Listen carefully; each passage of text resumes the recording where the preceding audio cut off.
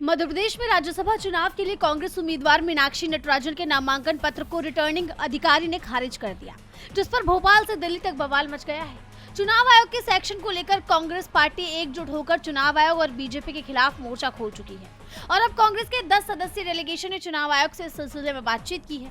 कांग्रेस के इस प्रतिनिधिमंडल में वरिष्ठ वकील और सांसद अभिषेक मनु सिंघवी, पार्टी महासचिव केसी वेणुगोपाल, महिला कांग्रेस अध्यक्ष अलका लांबा समेत कई दिग्गज नेता मौजूद रहे।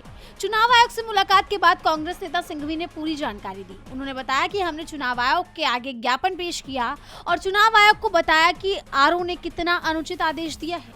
कि रिटर्निंग ऑफिसर का निर्णय बिल्कुल विकृत है, कानूनी रूप से गलत है, किसी हद में किसी तरह से उसको समर्थन नहीं किया जा सकता। उन्होंने साफ कहा कि जिस आधार पर चुनाव अधिकारी ने आदेश दिया है, असल में ऐसा कुछ है भी नहीं। एक आधार पर मिस मीनाक्षी नटराजन को आरओ ने निरस्त कर दिया उनके नॉमिनेशन पेपर को। वो आधार था ये गलतफहमी कि कोई क्रिमिनल केस जो इनके विरुद्ध पेंडिंग है उसका इन्होंने खुलासा अपने फॉर्म में नहीं किया। मजे की बात यह है कि कोई भी क्रिमिनल केस ऐसा नहीं है।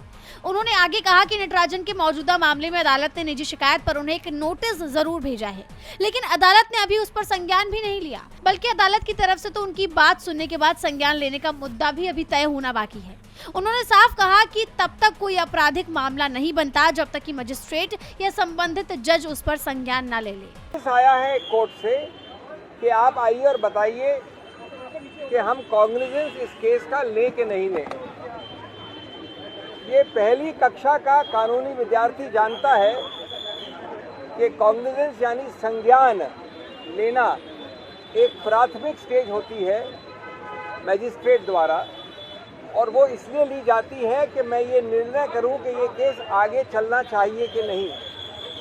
उन्होंने इसे एक साजिश करार देते हुए कहा कि ऐसा इसलिए किया गया है ताकि कोई चुनाव ही न लड़ पाए। कि इस प्रकार की एक बेहूदी गलती के कारण कोई भी राज्यसभा का नामांकित व्यक्ति शुरुआत में ही निरस्त नहीं किया जा सकता। ये गणतंत्र के विरुद्ध है, उनके सिद्धांतों के विरुद्ध है, नॉन लेवल प्लेइंग फील्ड बनाता है और उस तरीके से देखा जाए तो मूल ढांचे को संविधान के उसको विकृत करता है। आप पहले ही किसी को रेस से हटा देते हैं जिससे कोई चुनाव ही ना हो। उन्होंने ये बातें सुनी। वहीं अब कांग्रेस नेता के इस हमले से बीजेपी और चुनाव आयोग दोनों ही सवालों के घेरे में आ गए हैं। डीबी लाइव की रिपोर्ट।